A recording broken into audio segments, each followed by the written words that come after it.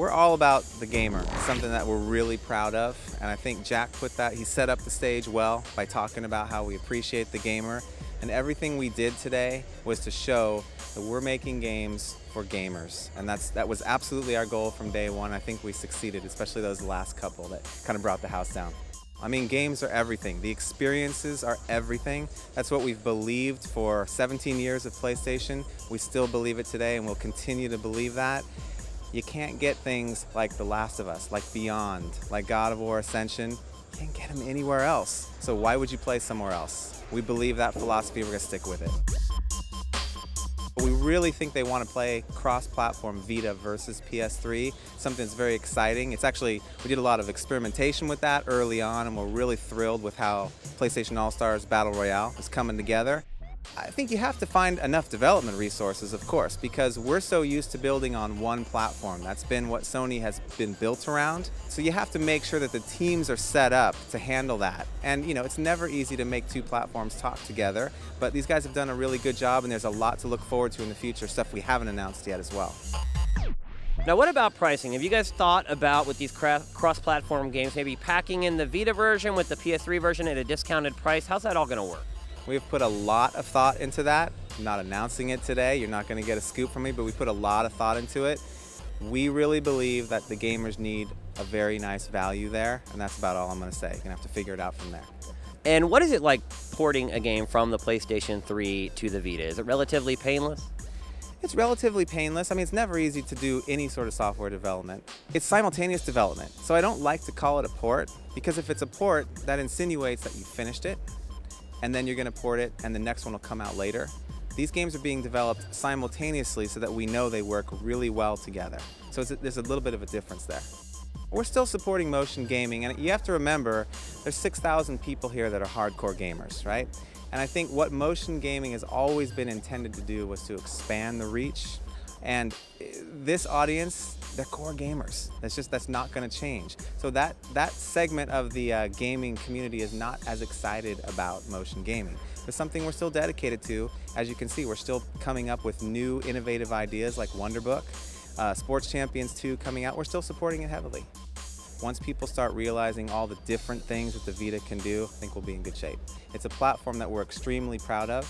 We're still trying to, make sure that the audience knows all those titles that are out there. Like Jack said, I mean, it's only been out for 3 or 4 months. There's 40 titles out there, another 60 that are coming in the next year. I think that's the key. Mobile and tablet games have kind of, I don't want to say lowered the bar, but changed the bar. The expectations for what you get for the dollar you spend for a portable game has changed drastically. Do you see that affecting pricing of games in the future, and what are you guys doing to try to combat that? I think that what it will do is it will cause all the big publishers to think about different types of business models, but what it's not going to do, it's not going to take away from our key strategy, which is providing those killer exclusive experiences like the ones you saw at the end of the show, The Last of Us, God of War Ascension, because you just cannot do that on mobile, right? I think you'll also start to see all the publishers, including ourselves, reaching out to make sure that parts of that mobile space touch the gamers and bring them back to the home consoles in one way or the other. I think that's what it's going to do to the industry long term. One of the things we're very proud of at Sony, take everything that's happened in Sony Santa Monica over the last several years. We always support that indie community. There's a bunch of things that I wish I could tell you about right now that we have in the works. These are games that, might want to land on the mobile platform, but we've convinced them to come our way and say, hey, we're going to give you all the support, all this game knowledge that you can't get on your own, and we're going to help you build this on the PlayStation Vita. There's a bunch of those in the works right now. Saw the campaign for God of War Ascension today. Why was the decision made to show the multiplayer of that game first before the campaign? So just like any title, we got to build up that buzz over a long period of time, and we just felt that because that was a new addition to the franchise, we wanted to get people excited about that aspect, and then I think everyone kind of knew they were going to expect some epic battle here at the show today.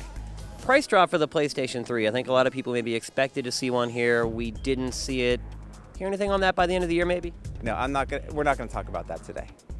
You've had a game in development in Japan for quite a while. What would you be talking about? I have no idea.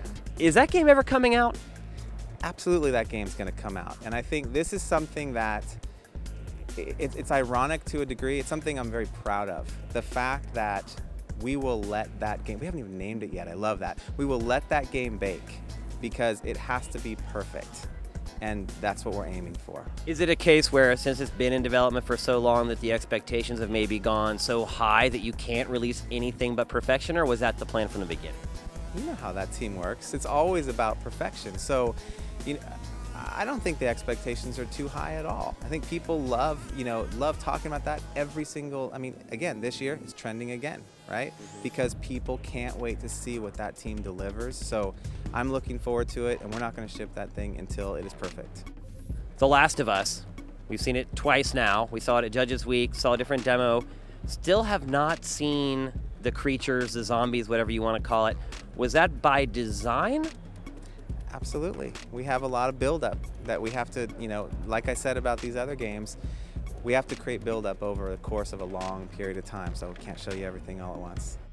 A lot of people thought, even though you guys said you weren't, that you might show or talk at least a little bit about the PlayStation 4. One, do you anticipate it coming out within the next couple years? And two, are there games in development for that platform already? We're not talking about when the machine's coming out, but I think that anyone on the planet knows that, of course, games are in development. Yeah. And why was the decision made not to talk about it? It's just something that we didn't feel was important to bring up this year. We had probably 5 or 10 other games that probably deserved stage time today that didn't get it, right? We always have so much to talk about. We didn't feel like we needed to talk about that yet. Now that you're into the longer console cycle, and granted the PS2 did enjoy quite a long life, but you guys set out of the gate with the PS3, you're going to support it a lot longer. Now that you're actually into kind of that longer part of the cycle, what are the pros and cons that you've seen of doing this? PlayStation has its hands in a lot of different things. We're in the portable market. Believe it or not, PlayStation 2 still sells well in some parts of the world, and so we're still supporting that to a degree. It's the way this company is set up to handle all those things, so it's not something that we're concerned about. We're so proud of being a company that caters to gamers.